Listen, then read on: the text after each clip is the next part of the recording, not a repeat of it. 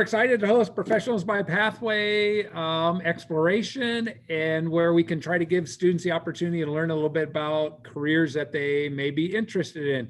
I'm Mr. Clinton. I teach the health sciences programs at our high school, and I'd like to welcome Erin Buchmiller as our guest today. And she currently is in frigid, cold Chicago to speak with you about her career path that I'll let her tell you about a little bit more. But before we get started, just a reminder, it's being recorded so that you can benefit later on. Also, if you have questions, type them down into the Q&A and we'll get to the question part. We have about 30 minutes total time to hear from Erin and advice that she has about things that have allowed her to be successful and the traits that she developed in high school that led to her success as she continues on in her healthcare pathway.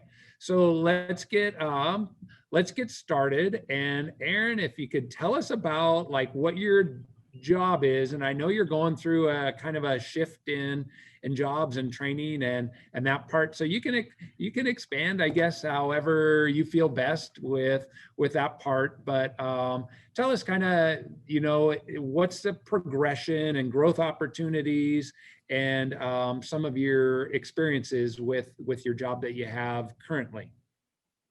So right now I'm working at the Center for Mental Health at Swedish American still. I went from part-time, now working full-time.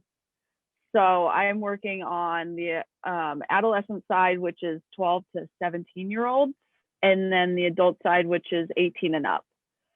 So in about 2 years, we'll have ages 6 and up.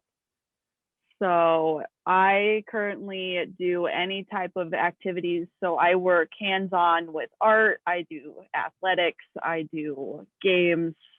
So pretty much I play for a living. I love it. With that, we have kind of the same standards as nurses and therapists. So I'm also do one-on-ones if a kid wants to sit down and talk about different coping skills, different leisure activities that they want to try. I have those types of items that they would come to talk. So I do one-on-one sessions, and then I do group activity. And then with the group activity, it can go anywhere from a group to an art project. So anywhere where we're sitting down processing to anywhere where we're actually like bringing out like the artistic side that most people don't like to do. So with that, I also have a job of doing 15-minute checks. I have to be on the unit present. If there's any situation at hand, I have to make sure I'm there present, knowing what's going on. I have to have a patient knowledge, so knowing why they're in here, what criteria they meet for certain groups, and what groups would fit them if they were in. So I have a lot that I got to do. Each morning I have to, as well as the kid side has point systems. So they have to make a certain amount of points to go up in groups or go up in levels is what we call them. So they have more privileges and kind of get to expand their treatment and all that. As well, right now I'm going through school again for nursing side of it. So I'm going to be more on the pediatric side and psych adolescent side. So I'm looking more at the kind of ways our brain develop to help with mental illnesses. Huh. So can you share what your undergraduate degree was in? And then maybe like if you had to, did you have to sit for any certifications or tests to obtain that? And then kind of, I guess, how you qualified for that job that you're in currently? Yeah, so I did 4 years at Eastern Washington University. I got a bachelor's in arts in therapeutic recreation.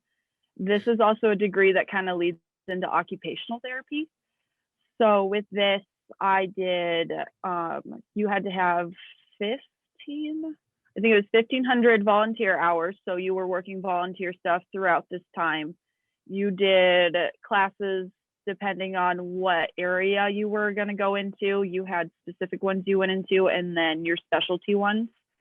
as well as you did a 16-week internship, which you went unpaid, but that's because of all the higher criteria. You have to do a certification test to get paid. So by the end of the 16-week internship, you go on and take that exam, and then you're certified. And then every 5 years, you have to do CEUs. So I'm on my third, which I got to get on my CEUs a little bit.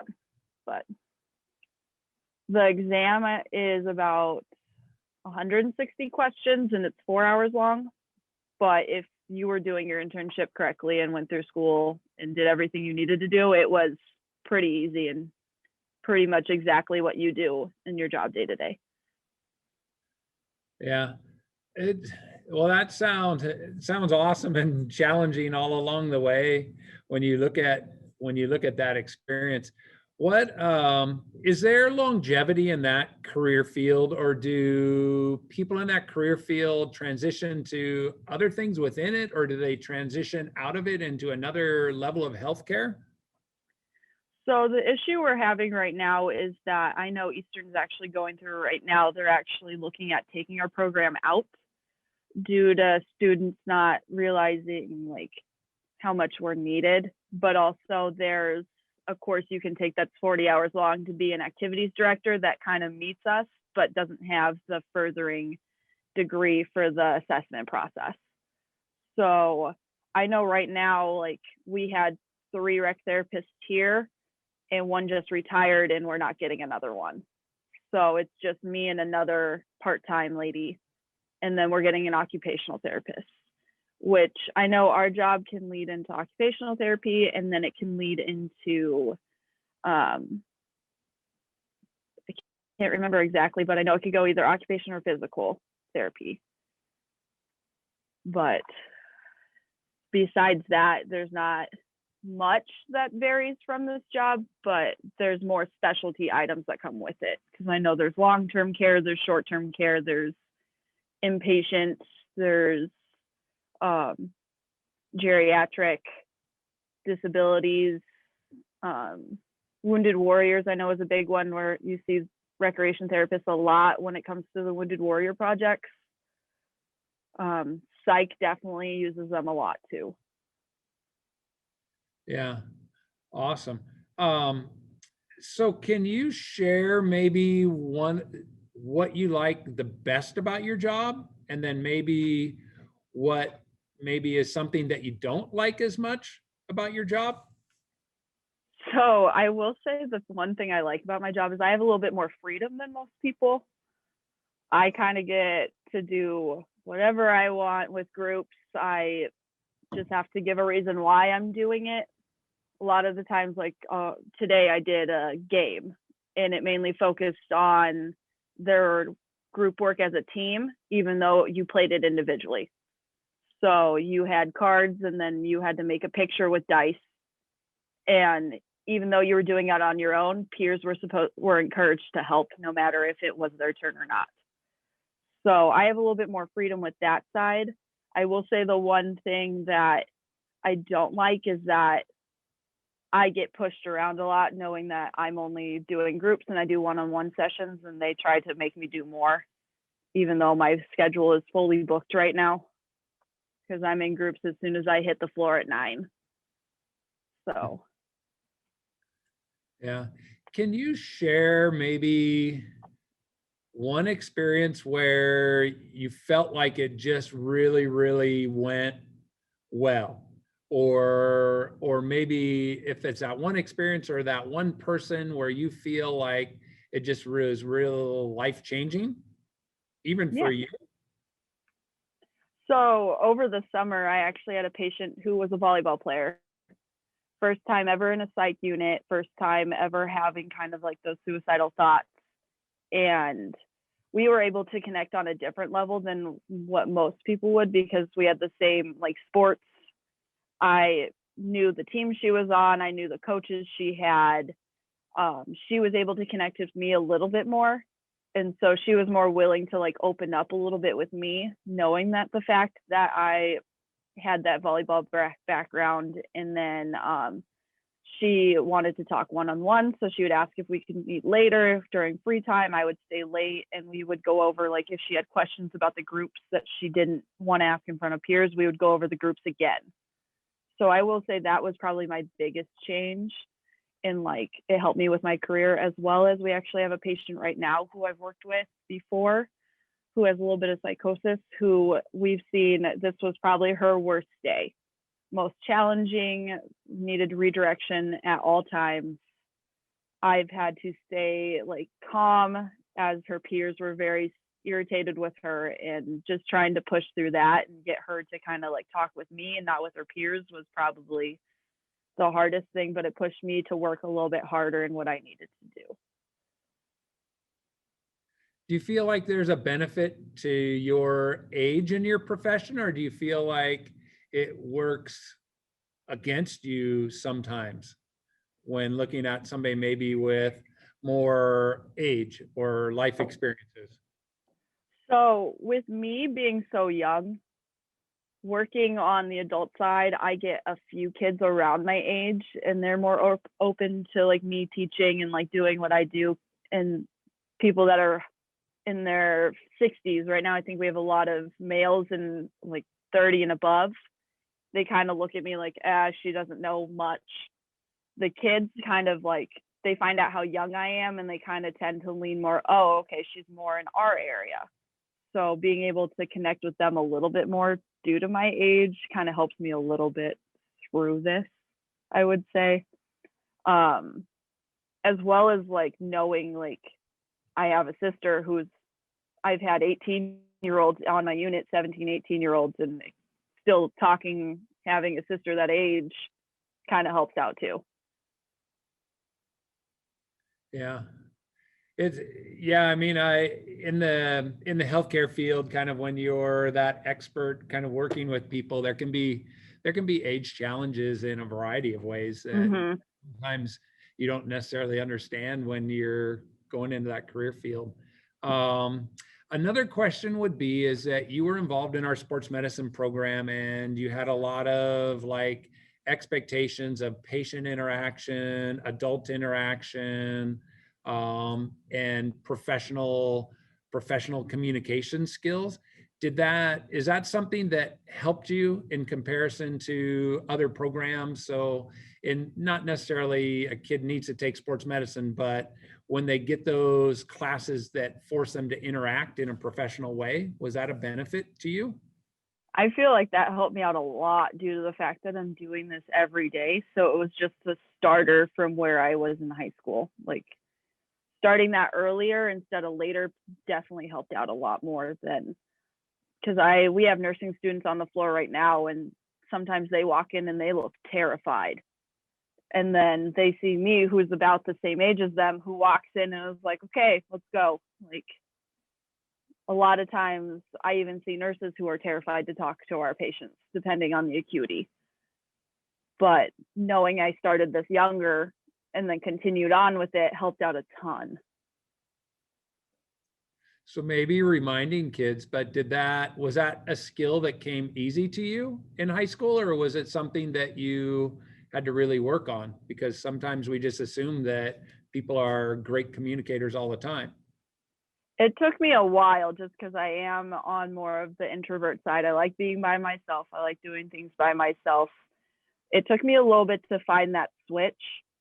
So when I come to work, that switch is turned on instantly. Like I'm out talking to everybody. There might be times where I'm in a hurry that I don't, but I always say something. So it definitely took a little bit. I think it took like the first year of sports med to figure that out, but it stuck since. What about your athletic involvement? I mean, you look at things outside of school, and how did that help you with some of the life skills that you're dealing with now? Definitely the teamwork for sure. I am still working, like I work with 3 different teams, 4. So I work with my own team, which is just me and a coworker right now, which we do our rec therapy stuff. Then I have our adolescent therapists I work with, our case managers, who I talk to and have to figure out what we're going to do for a patient. Then I have the adult side, that I have to do the same thing with. And then I have the nursing staff I have to keep up on and making sure I know what's going on. So definitely, like with the sports I did in high school, when working with athletes, when working with patients at my internship, you definitely figure out what you need to do to work with each team, especially now because I started a 5th team. We're doing a group therapy team. So we're working on getting programming set for a better kind of DBT and cognitive thinking groups. So I'm working with all different levels. So I have, I think, one from each area. I have one from nursing, one from adolescents, one from adults, and then there's a case manager and I. So definitely teamwork is one that I knew I hated in high school. I hated doing team projects, but now it's like, I know you have to do it, and it's just a part of life. So if you look back to high school, when you were in that team group project, how would you clarify yourself? A leader, a follower, or just somebody that went through the motions, or what do you think? How would you clarify yourself in high school compared to now? High school, I would definitely say I just kind of went with what the leader was saying, just because I didn't want to step on anybody's toes. And now I'm kind of that leader position just due to the fact that people will come up to me and say, hey, you need to do this. And then I have to tell them no, because of this, this, and this. And then they kind of back down. But also with everything going on our unit, all the changes, all the construction, it's been a bit worse, but it's also that time to step your foot down and say, like, no, this is what needs to happen. So me and another caseworker have actually been pushing with our manager and our nursing manager to get our adolescent side back to the way it was going before the year, because of all the new hires and all that got trained wrong. So it's been kind of me and another caseworker in that leader position. Yeah.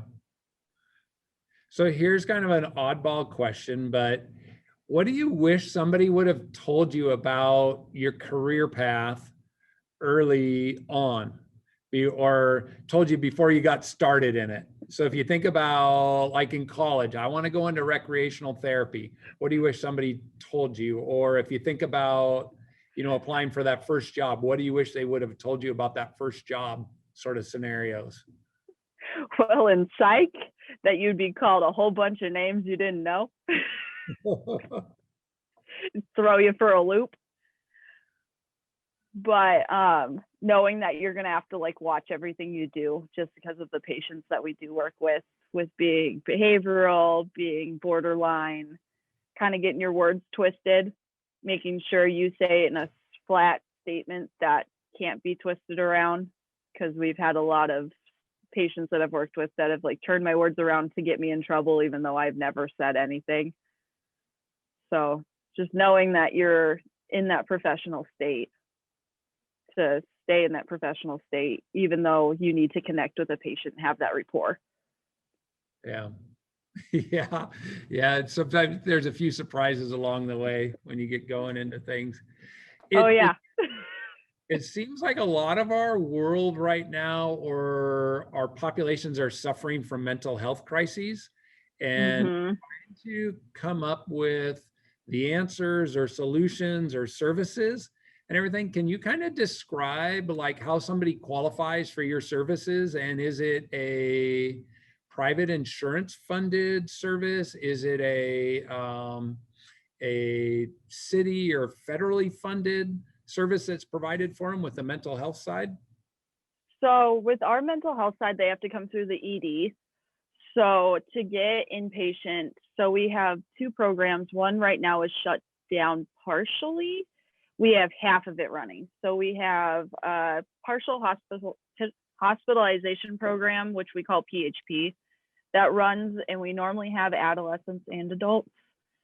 But right now we only have the adults running due to the fact that the adolescents would have to program on the inpatient unit, and we're not allowed to have that due to the COVID and the transmission of disease. So they're shut down right now. They've been shut down for about a year due to that.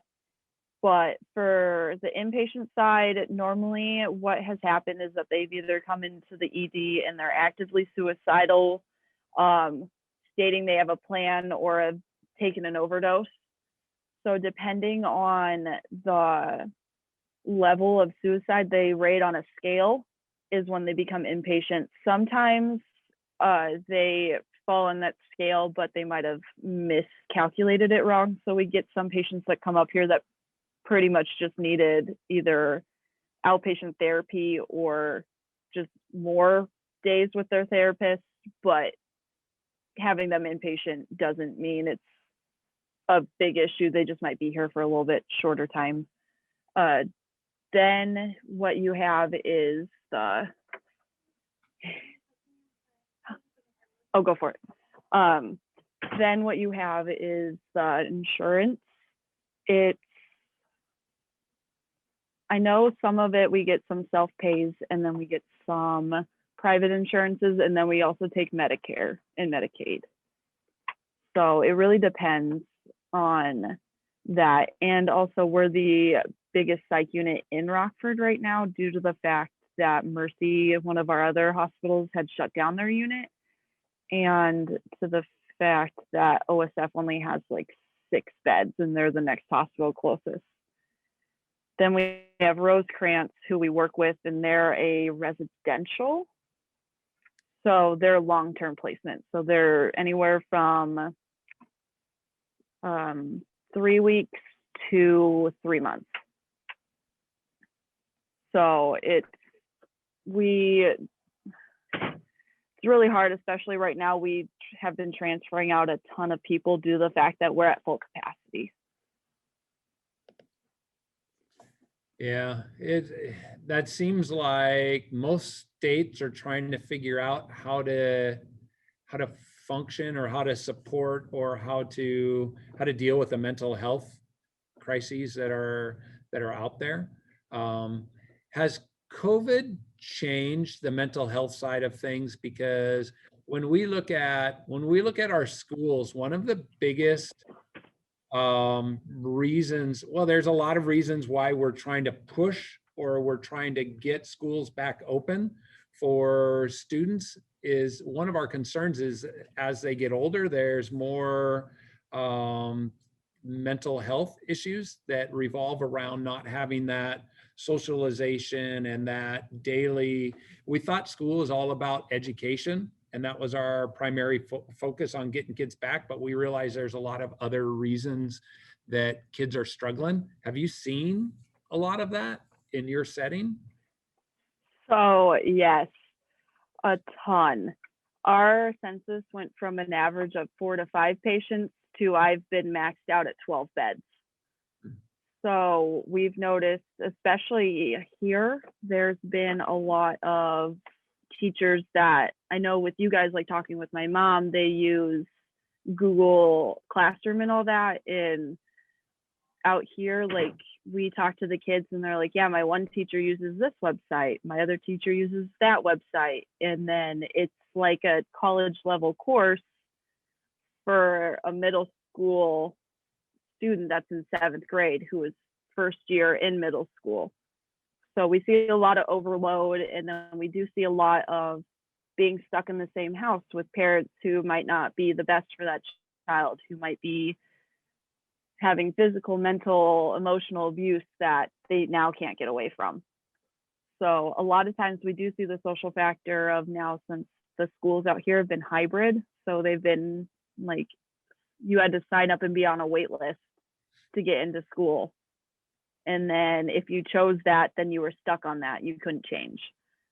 So now we're seeing a lot more kids, like everybody wants to be in school, but the schools are now being overloaded because now the teachers are saying they don't want them back because of the high acuity and the amount of people that are now saying they want to be back in school. And now with COVID, they just don't want to contract it. So the kids, definitely talking with the kids, I say, well, how about school? And they're all like, nope, don't want to talk about it, because they just get so overwhelmed. Or some even say, I miss it, but I don't like the online. So they just haven't done it. Yeah. Yeah, it's tough. I mean, I think anywhere where you're at when kids are in that remote learning phase, it's pretty much all the same from state to state to state, is that it's a real struggle. And I don't think any state or any school district is doing a great job with it.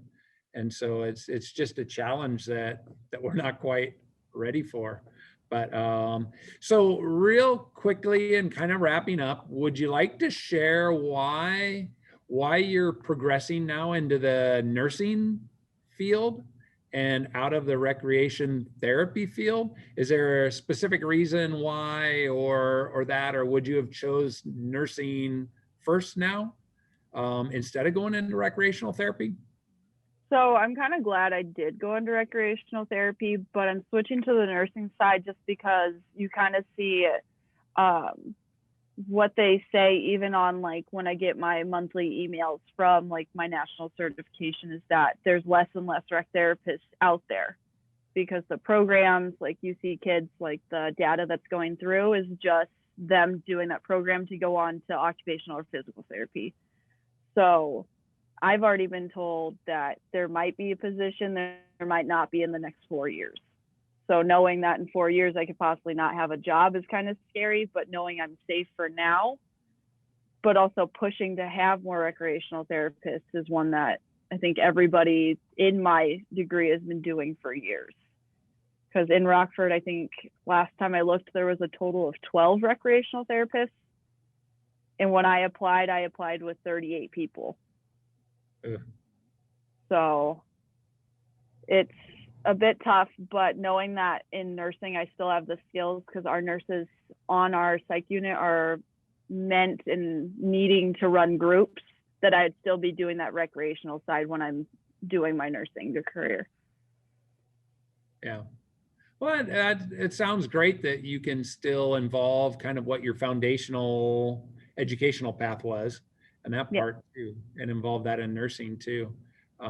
So yeah, but awesome, Erin. It was good seeing you again and good talking with you. So thank you for sharing time and speaking with our kids today about educational pathways and that part. So wish you the best as you continue on into basically 2 full careers of nursing education and doing your job on the side still. So Yeah. yeah, great job with that.